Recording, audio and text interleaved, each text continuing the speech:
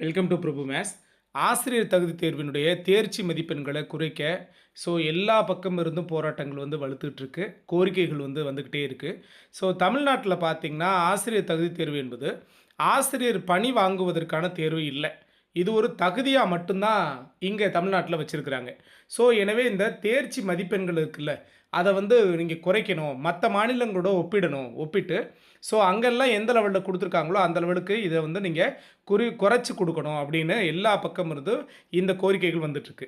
அத பத்தின ஒரு பேப்பர் நியூஸ் தான் நான் உங்களுக்கு டிஸ்ப்ளே பண்ணியிருக்கேன். அத பத்தி பேசலாம் அப்படிங்கிறதுக்காக தான் இந்த வீடியோ. நம்ம சேனலுக்கு நியூவா வரீங்கன்னா மறக்காம சேனலை சப்ஸ்கிரைப் பண்ணி வைங்க. உங்களோட லவ் அண்ட் சப்போர்ட் நம்மளோட சேனலுக்கு ரொம்ப ரொம்ப இம்பார்ட்டன்ட். தமிழ்நாட்டில் தற்பொழுது அறிவிக்கப்பட்டுள்ள ஆசிரியர் தகுதி தேர்வில் எஸ்சி, எஸ்டி பிரிவினருக்கு மட்டும் தேர்ச்சி மதிப்பெண்கள் பார்த்தீங்கன்னா 60ஆக குறைக்கப்பட்டுள்ளது. ஆனால் பிசி மற்றும் எஸ்சி உள்ளிட்ட மற்ற பிரிவினர்களுக்கு 82 மதிப்பெண்கள் எடுக்க வேண்டும் என இருப்பதாக தெரிவிக்கப்பட்டுள்ளது. இது தேர்வர்களிடையே அதிர்ச்சியை ஏற்படுத்தியுள்ளது. ஏன்னா இது எப்போ நமக்கு ஆசிரியர் தகுதி தேர்வு கொண்டு வந்தாங்களோ அதுலேருந்தே இந்த ப்ராப்ளம் இருந்துகிட்டே இருக்கு. இப்போ நியமன தேர்வுங்கிற ஒரு விஷயம் வந்ததுக்கு அப்புறம் இது இந்த கோரிக்கை ரொம்ப வலுப்பெற்று இருக்கு. ஏன்னா இந்த ஆசிரியர் தகுதி தேர்வுங்கிறது நீங்க தகுதி பெறுறதுக்கு, அதாவது நியமன தேர்வு எழுதுறதுக்கு தகுதி அப்படிங்கிறதா வைக்கிறீங்க. அப்படிங்கிறப்போ அதில் இந்த அளவுக்கு நீங்க மதிப்பெண்களை உயர்த்தி வைக்கணும் அப்படிங்கிற அவசியம் கிடையாது அப்படிங்கிறதா எல்லாரோட கோரிக்கையாக இருக்குது. இதனால் இடஒதுக்கீடு பிரிவினருக்கு கூடுதல் மனச்சுமை அளிப்பதாக தேர்வர்கள் கூறுகிறார்கள். இதனால் பார்த்தீங்க அப்படின்னா தெலுங்கானா, ஒடிசா, ஆந்திரா, பீகார், நாகாலாந்து, சத்தீஸ்கர், மேகாலயா, மணிப்பூர் போன்ற பெரும் இந்த மாநிலங்களில் ஆசிரியர் தகுதி தேர்வு தேர்ச்சி மதிப்பெண்கள் பார்த்தீங்கன்னா பொது பிரிவினருக்கு 90ஆகவும், பிசி, எம்பிசி, எஸ்சி, எஸ்டி ஆகிய இடஒதுக்கீடு பிரிவினருக்கு 75ஆகவும் உள்ளது. ஆனால் தமிழ்நாட்டில் மட்டும் 10 ஆண்டுகளுக்கு பிறகு ஆசிரியர் தகுதி தேர்வு மதிப்பெண்கள் எஸ்டி பிரிவினருக்கு மட்டும் 60ஆக குறைச்சிருக்காங்க. இது ஒரு வகை ஆறுதல் கொடுத்தாலும் பிசி மற்ற இடஒதுக்கீட்டுக்காரங்களுக்கு பார்த்தீங்கன்னா தேர்ச்சி மதிப்பெண்கள் குறைக்கப்படவில்லை.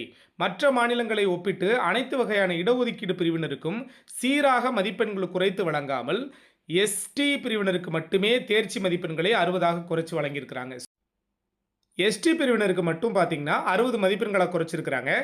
இதை சார்ந்து இருக்கிற மற்ற இடஒதுக்கீடு கோரக்கூடிய எந்த ஜாதியினருக்கும் இதில் மதிப்பெண்கள் குறைக்கப்படாமல் இருக்குது. இது பார்த்தீங்கன்னா தேர்வர்கள் மத்தியில் கடும் அதிர்ச்சி ஏற்படுத்தியிருக்கு. சரிங்களா? இதுக்கு தமிழ்நாட்டில் கட்டாயமாக நமக்கு ஆசிரியர் தகுதி தேர்வுங்கிறது நான் ஆரம்பத்தில் சொன்ன மாதிரி இது பணி வழங்குவதற்கான தேர்வாக கருதப்படலை. இதுக்கப்புறம் இப்போ ஆசிரியர் தகுதி தேர்வில் இப்போ தேர்ச்சி அடையணும். தாள் 1 இருந்தாலும் சரி, தாள் 2 இருந்தாலும் சரி, அதுக்கப்புறம் நியமன தேர்வுங்கிறது ஒன்று எழுதணும்.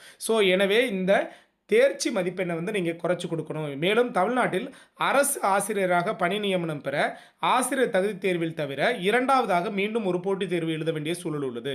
எனவே முதலாவதாக நடத்தப்படும் ஆசிரியர் தகுதி தேர்வின் தேர்ச்சி மதிப்பெண் எஸ்டி பிரிவினருக்கு மட்டும் குறைக்கப்படாமல் பிசி, எஸ்சி, எம்பிசி இதை தாண்டி இருக்கிற எல்லா பிரிவினருக்கும் இந்த மதிப்பெண்களை மற்ற மாநிலங்களோட ஒப்பிட்டு பார்க்குறப்போ இதை நீங்கள் 75 மதிப்பெண்களை, அதாவது 50% குறைக்கணும். 150 கேள்விகள் இருக்குது.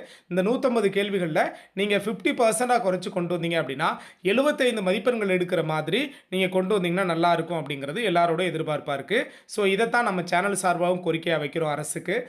நீங்கள் தேர்ச்சி மதிப்பெண்ணை கட்டாயமாக குறைச்சி கொடுத்தீங்க அப்படின்னா இந்த ஆசிரியர் தகுதி தேர்வில் தேர்ச்சி பெறுறவர்களுடைய எண்ணிக்கை அதிகமாக இருக்கும். நியமன தேர்வில் போட்டிகள் ரொம்ப கடுமையாக இருக்கும். கட்டாயமாக எல்லாருக்கும் ஒரு ஹாப்பியான சூழலை நீங்கள் உருவாக்க முடியும். கவர்மெண்ட் இது சார்பில் ரொம்ப சீக்கிரத்தில் ஒரு நடவடிக்கை எடுக்கணும் அப்படின்னு நம்ம எல்லா சார்பிலையும் கேட்டுக்கிறோம். தேங்க்யூ.